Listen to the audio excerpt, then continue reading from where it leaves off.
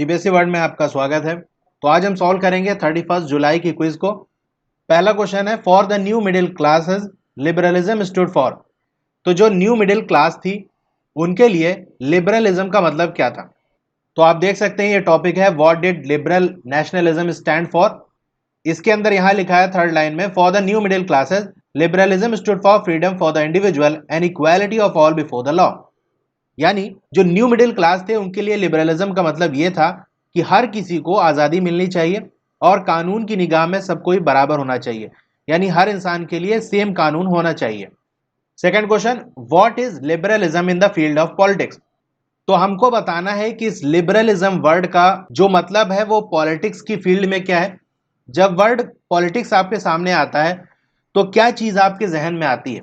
यानी अगर politics word आपने कहीं देखा तो आपके माइंड में आएगा गवर्नमेंट, इलेक्शन, वोट, यही सारी चीजें आएंगी। तो इसी के हिसाब से हमको देखना है कि लिबरलिज्म का मतलब क्या है।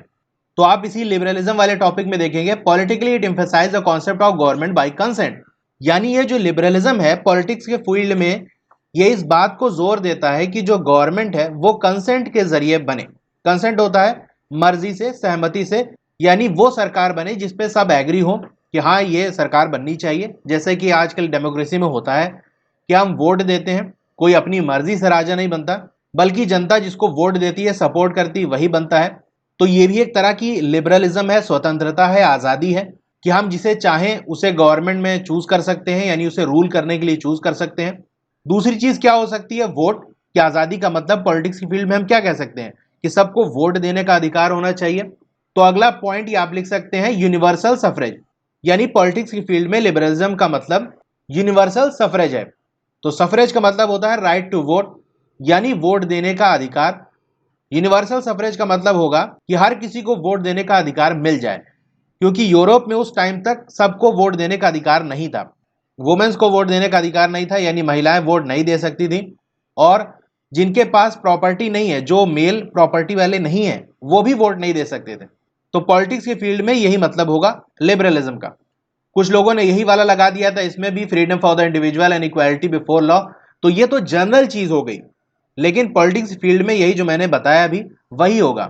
ये फ्रीडम ऑफ इंडिविजुअल और इक्वालिटी बिफोर लॉ नहीं लिख सकते। In economic sphere liberalism stood for. अब इकोनॉमिक्स की फील्ड में, इकोनॉमिक्स यानी जहां पर भी पैसे से मामला हो तो उसी को हम इकोनॉमिक कहेंगे।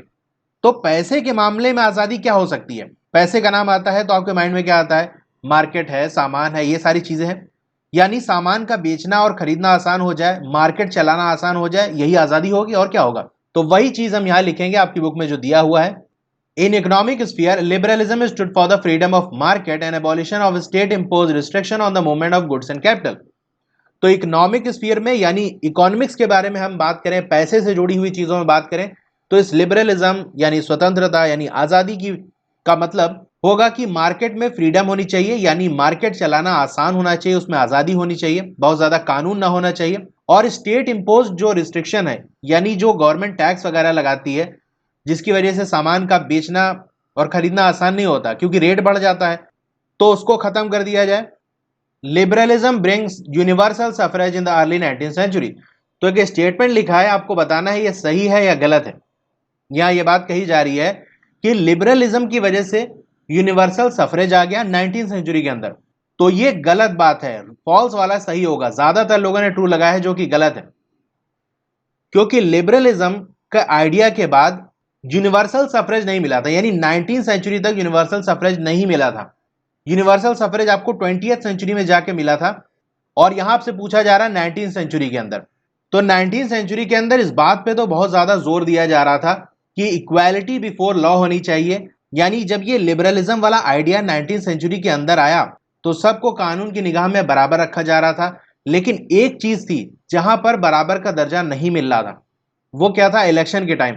यानी यूनिवर्सल सफरेज नहीं मिल रहा था, हर कोई वोट नहीं दे सकता था। यानी वोट सिर्फ वही आदमी दे सकता था जिसके पास प्रॉपर्टी हो, यानी सिर्फ मेल ही दे सकते थे, फीमेल वोट नहीं दे सकती थी। इसीलिए इस पैराग्राफ के लास्ट में आएंगे तो आप देख सकते हैं, throughout the 19th and early 20th century women and non propertied man organise opposition movement demanding equal political rights. इसीलिए पूरे 19th सेंचुरी के टाइम और 20th सेंचुरी के स्टार्टिंग तक जो वुमेन्स थी और वो मैन जिनके पास प्रॉपर्टी नहीं है, उन्होंने मूवमेंट निकाली और ये डिमांड किया कि हमको भी पॉलिटिक्स के अंदर बराबर का अधिकार मिलना चाहिए। तो यूनिवर्सल सफरेज नहीं मिला था 19th सेंचुरी तक। लास्ट क्वेश्चन है, Napoleonic code reduced women to.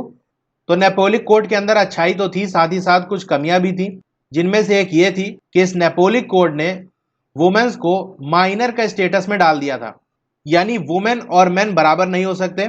जैसा कि आप देख सकते हैं, Napoleonic code went back to limited suffrage and reduce women to the status of minor. तो वुमेन्स को माइनर का दर्जा दे दिया था, यानी औरत के दर्जे को आदमी से कम कर दिया था। तो ये ऑप्शन इसका सही होगा। Okay, thank you.